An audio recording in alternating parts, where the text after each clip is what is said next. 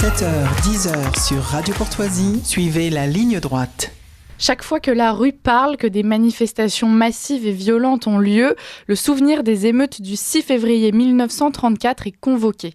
Il y a 90 ans, dans un contexte de scandale politico-financier à répétition secouant la Troisième République, un énième appel à manifester est lancé le 6 février 1934, à la fois par les ligues nationalistes, notamment l'Action française et les Jeunesses patriotes, mais aussi par les associations d'anciens combattants proches de la droite, comme le Parti communiste. Le soir, dans Paris, les cortèges de manifestants se multiplient, place de la Concorde, la foule est massive, les esprits s'échauffent, les forces de l'ordre tirent, bilan, 18 morts, des centaines de blessés parmi les manifestants, un tué et de nombreux blessés parmi les gendarmes et policiers. Le lendemain, le président du Conseil, Édouard Daladier, dénonce un essai de coup d'État fomenté par des factieux, une version partiale, si ce n'est mensongère, des événements qui fera néanmoins des émules. Encore aujourd'hui, nombre de journalistes, de professeurs, de politiques et même d'historiens évoquent la journée du 6 février 1934 comme une tentative de coup d'État fasciste. Alors pour tordre le cou à cette contre-vérité historique, Olivier Dard et Jean Philippet viennent de publier chez Fayard une somme intitulée Février 1934, l'affrontement, un ouvrage reposant sur des sources rarement exploitées et notamment sur les travaux de la commission d'enquête parlementaire constituée après ces événements. Pour en parler, nous recevons donc ce matin Olivier Dard, professeur d'histoire contemporaine à la Sorbonne, spécialiste d'histoire politique et tout particulièrement des années 30, auteur de plusieurs ouvrages sur le sujet ainsi que de plusieurs biographies dont l'une consacrée à Charles Maurras. Olivier Dard, bonjour. Bonjour. Alors pour commencer, pourquoi un tel ouvrage ? Alors il faut le dire, il est en plus très très conséquent, plus de 700 pages sur les événements de février 1934. Pourquoi avoir eu envie de publier ce livre ? C'est une très longue histoire entre moi et Jean Philippet, parce que vous êtes jeune, mais nous nous connaissons avec Jean depuis le siècle dernier. Donc vous voyez, moi j'avais fini ma thèse sur les années 30, Jean Philippet, lui qui avait une vie professionnelle à côté de l'université, travaillait sur un très gros travail sur le temps des ligues. Et nous avions commencé à l'époque à parler de cette question du 6 février. Et puis, des années plus tard, j'ai envie de dire, le projet a pris forme et nous avons mis plusieurs années à mettre sur pied, effectivement, cet ouvrage imposant. Mais cet ouvrage imposant, vous avez donné son titre et j'insiste là-dessus, c'est bien février 1934. Ce n'est pas le 6 février 1934, c'est-à-dire que le 6 février est évidemment au cœur de l'ouvrage, mais nous traitons véritablement février 1934 comme une séquence, c'est-à-dire en prenant la mesure de toute la crise qui précède, tout ce que nous avons appelé l'hiver du malaise depuis 1933, et en étudiant également de très près les autres manifestations, c'est-à-dire il y a le 6 bien sûr, mais il y a le 7, il y a le 9 février, la grande manifestation des communistes à Paris, et le 12, avec la grève générale, beaucoup de manifestations à Paris et en province, car février 1934, c'est Paris, mais c'est aussi la province, et au total, c'est 30 morts. Il y a les 19 du 6, mais il y en a d'autres au cours des manifestations suivantes.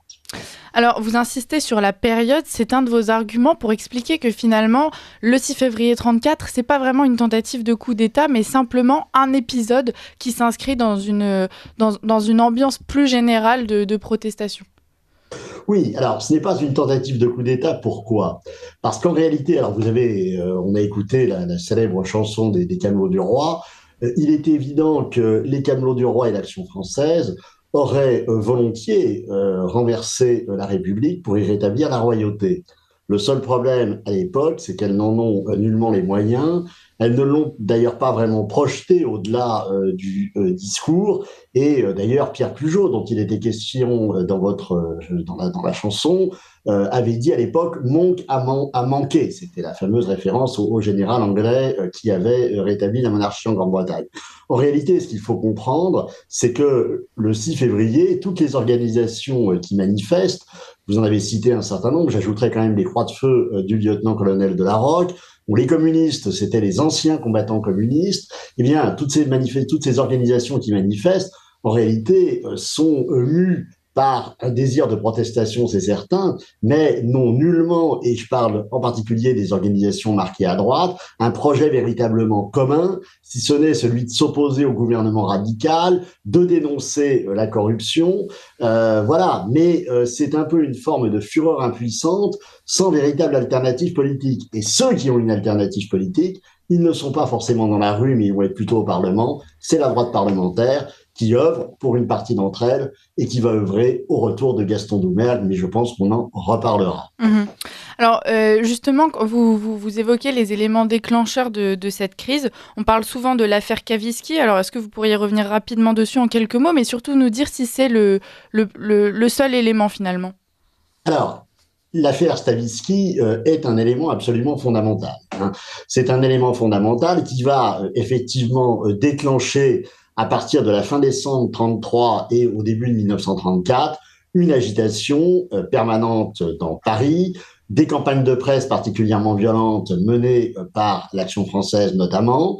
Cette affaire Stavisky, qu'est-ce que c'est? Alors, Alexandre Stavisky, nous lui consacrons un chapitre entier, c'est un escroc de haut vol qui a en particulier, à travers un système de pyramide de Ponzi, mis sur pied finalement toute une série de souscriptions à des bons. Évidemment, les gens souscrivent, mais les bons ne seront jamais remboursés puisque les intérêts vont, comment dire, les intérêts qui doivent leur être versés, eh bien, le sont à partir du capital. Donc, c'est un scandale financier. Mais ce n'est pas le premier, et c'est ça qui est important. Sauf que dans le cas de Stavisky, eh bien, Stavisky va se retrouver arrêté au début janvier, enfin, va être en état d'arrestation, va fuir à Chamonix, va mourir le 8 janvier dans des conditions suspectes. Bon, voilà, les compromissions, le suicide de Stavisky, ou plus que ce qui est réel, mais personne n'y croit à l'époque, vont alimenter cette fureur dans la rue et dans la presse. Mais cette fureur dans la rue et dans la presse qu'on voit monter tout au long de janvier 1934, elle est adossée à toute une série de protestations qui remontent à l'année 1933. Et si on faisait la liste de ce point de vue, il y a peut-être des liens à opérer avec aujourd'hui. Vous avez les agriculteurs, vous avez les chauffeurs de taxi, vous avez toute une série de catégories sociales qui protestent contre les impôts, qui protestent contre un régime parlementaire jugé impuissant, etc., etc. Donc tout ça, finalement, avec la corruption, la dénonciation des élites, mais, j'allais dire, le pays sous pression tout le mois de janvier 1933, et il y a 34, pardon, et il y a un dernier élément qui joue un rôle évidemment essentiel, c'est le 3 février 1934, quand le nouveau gouvernement radical va décider de limoger le préfet de police de Paris, le préfet Cap, qui est réputé proche des ligues, et ce limogeage du préfet va alors là déclencher, là encore, une nouvelle vague de protestation du côté des ligues, du côté des anciens combattants, et va aussi, et c'est très important pour la soirée du 6, profondément désorganiser le service d'ordre. Car le drame du 6 février, c'est aussi un problème de désorganisation terrible du service d'ordre, qui va évidemment déboucher sur le drame que vous avez rappelé, c'est-à-dire 19 morts, 18 du côté des manifestants, 1 du côté des forces de l'ordre. Soyons clairs, le gouvernement n'y avait absolument aucun intérêt. Alors, on comprend bien qu'il y a plusieurs causes. Malgré tout, quand on compare avec la situation actuelle, on a l'impression qu'aujourd'hui, on a autant, si ce n'est plus, de raisons de protester aussi, j'aimerais presque le dire, aussi violemment. Et finalement, c'est pas tant le cas. On a l'impression que le gouvernement reste assez immobile. Il n'y a même pas finalement de démission, là où à l'époque, le préfet de Paris, lui, démissionnait. Est-ce qu'on a tiré les bons enseignements de février 1934 ?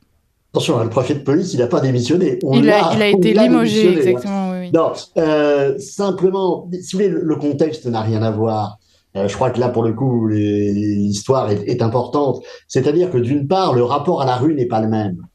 Et si vous pensez, par exemple, au Rassemblement national comme successeur potentiel de ces ligues, ce qu'on lit parfois, c'est très discutable, mais ça aurait été vrai pour Jean-Marie Le Pen, qui, lui, était incontestablement dans ce sillage-là. Mais le Front National, ou plutôt le Rassemblement national aujourd'hui, ne mobilise pas dans la rue. C'est même intéressant de voir qu'ils font du Parlement une espèce de rempart. Ça, c'est le premier point. Deuxième élément important, il y a à prendre en considération tout de même une potentialité de révolte qu'on a observée il y a quelques années, avec les Gilets jaunes. Sauf que la révolte des Gilets jaunes, qui a été incapable de se doter d'un moindre porte-parole politique et d'avoir le moindre débouché politique sérieux, finalement, s'est résumée à une fureur impuissante. Dans ces conditions, si vous voulez, le passage à la rue, le passage à l'agitation doit déboucher sur une solution politique. Et aujourd'hui, finalement, on est dans un contexte où finalement, vous passiez un extrait de Marine Le Pen il y a quelques minutes, qui disait finalement, ce qui compte, ce sont les élections européennes. À partir de là, évidemment, il y a une forme d'accord sur l'importance du processus électoral. Cet accord qu'on observe aujourd'hui, on évoquait l'Action française il y a quelques instants, l'Action française antidémocrate, évidemment, ne le partageait absolument pas. Est-ce que vous constatez qu'aujourd'hui, dès qu'il y a de grosses manifestations d'ampleur comme les Gilets jaunes ou les agriculteurs, il y a toujours l'ombre de cette période de février 34 qui plane, une sorte de peur qui s'est installée et puis tout un mythe autour de cette période où on a expliqué que justement ça allait être un coup d'État fasciste qui menaçait l'équilibre de la société Alors, je ne suis pas sûr que l'ombre de 1934, si vous voulez, plane autant que cela. Simplement, ce qui est intéressant tout de même par rapport à février 34, c'est que février 34, après cet échec, encore une fois, en termes de maintien de l'ordre, a eu beaucoup de conséquences. C'est-à-dire que l'histoire du maintien de l'ordre est une histoire j'allais dire, de renouvellement permanent. Et de ce point de vue, on n'a pas le temps évidemment d'en parler ici, mais février 34 est véritablement un cas d'école. Là où il peut y avoir effectivement un certain nombre de liens, c'est quant au fait qu'un certain nombre de catégories sociales manifestants inquiètent les forces de l'ordre. Mais là, je dirais que février 34 ou plutôt 33-34 n'est qu'une étape dans cette affaire. Il est évident que quand vous avez les agriculteurs dans la rue, c'est comme quand vous avez les pêcheurs ou quand vous aviez les dockers, ce sont des catégories, ce sont des métiers de force qui évidemment préoccupent les forces de l'ordre. On peut le comprendre. Et dans le cas des tracteurs, évidemment, le danger de paralysie du pays est important. Alors, il y a différents ouvrages qui sont sortis quand même, qui essaient de rétablir une certaine vérité historique, et pourtant le discours principal, ça reste quand même celui du coup d'État fasciste. Pourquoi est-ce que vous pensez qu'aujourd'hui les historiens, les professeurs continuent de s'accrocher à cette version, alors qu'on le voit dans votre ouvrage, il y a aussi énormément de documents historiques à l'appui pour démontrer l'inverse?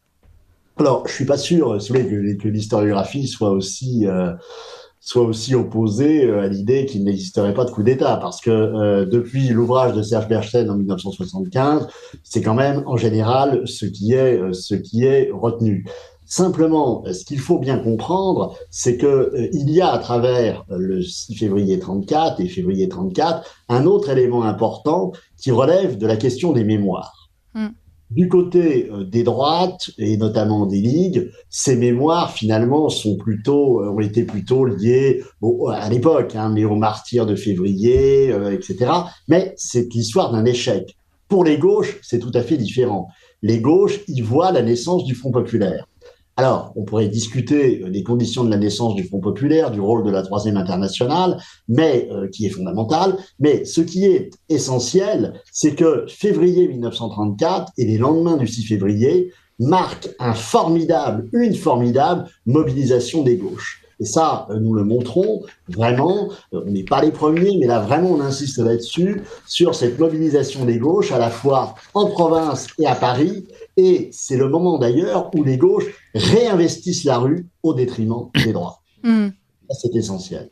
Donc là où certains présentent ça comme un coup de force majeur des ligues, justement, vous y voyez plutôt une victoire de la gauche ? J'y vois, si vous voulez, au départ, les ligues, évidemment, aspirent à faire en sorte que leur mobilisation débouche sur quelque chose. Simplement, elles n'ont pas véritablement de plan précis, si vous voulez. Ou du moins, elles n'ont pas forcément le même. Elles voient arriver Gaston Doumergue au pouvoir, l'ancien président de la République. Il est réputé être un sauveur, mais c'est quand même pas l'homme fort que d'aucuns attendaient. Et donc, ces ligues et ces hommes d'ordre des ligues se retrouvent mis au banc d'une partie de la société, accusés de pratiquer le désordre, et vont voir, après février 34, finalement la rue leur échapper au profit de la gauche. Ce que je pense, et je le dirai en deux mots, c'est que, contrairement à ce que pensent les contemporains, ligues comprises, c'est plutôt un échec pour elle. Mais ça, c'est le regard de l'historien. Et par ailleurs, c'est d'autant plus intéressant de le souligner que les ligues, certes, ont été interdites par la gauche en 1936, par le Front populaire, mais en réalité, un certain nombre de dirigeants de ces dernières en avaient fait déjà le deuil en considérant qu'il fallait transformer les ligues en partis et jouer la carte du suffrage, jouer la carte démocratique. C'est ce qu'a fait le lieutenant-colonel de la Rocque. Je rappelle qu'en février 1934, au moment du 6 février, les organisations de ce qu'on appelle le regroupement national, les Croix de Feu pour faire simple, c'est 100 000 adhérents. Ils sont 600 000 en 1936. Et lorsque le Parti social français va être créé, avant 1940, évidemment, on n'a jamais eu les élections, le résultat des élections de 40, malheureusement, est pour cause, mais les historiens considèrent que le Parti social français de la Rocque a facilement plus d'1 million de membres, 1 100 000. À partir de là, si vous voulez, c'est le parti de masse le plus important qui ait jamais existé en France, devant le Parti communiste. Et ça aussi, c'est une conséquence de février 1934. Février 1934 comme l'épuisement d'un modèle ligueur qui avait commencé au 19e siècle et qui, évidemment, trouve son épilogue, qui, à la suite de février 1934, oui, quand je dis évidemment, c'est parce que un certain nombre d'acteurs prennent la mesure de la situation, trouve son épilogue dans la transformation des ligues en partis. Alors, il nous reste un peu plus d'1 minute à peine. Si on devait tirer des enseignements de février 1934, lesquels seraient-ils selon vous ? Selon moi, il y en aurait beaucoup, mais c'est peut-être le plus important, et ça me fait songer à la question effectivement du lien que j'opérais avec les Gilets jaunes, c'est que pour pouvoir prospérer, pour pouvoir donner des résultats, si vous voulez, une protestation politique doit avoir véritablement un but politique et une traduction institutionnelle, ou alors on rêve d'un grand soir, d'un coup d'État, on renverse le système. Mais nous sommes effectivement en 2024, ça paraît quand même relativement difficile, pour ne pas dire chimérique. Et donc, de ce point de vue, je pense que février 1934 est un élément très important parce que quand on le regarde d'un peu près, y compris par rapport aux acteurs qui en ont été moteurs, c'est davantage une forme de fureur impuissante, dramatique, parce qu'il y a de nombreux morts, qu'un véritable succès politique pour ceux qui avaient appelé depuis le mois de janvier à la mobilisation. Écoutez, merci beaucoup Olivier Audard. On Merci finit sur vous. ces mots.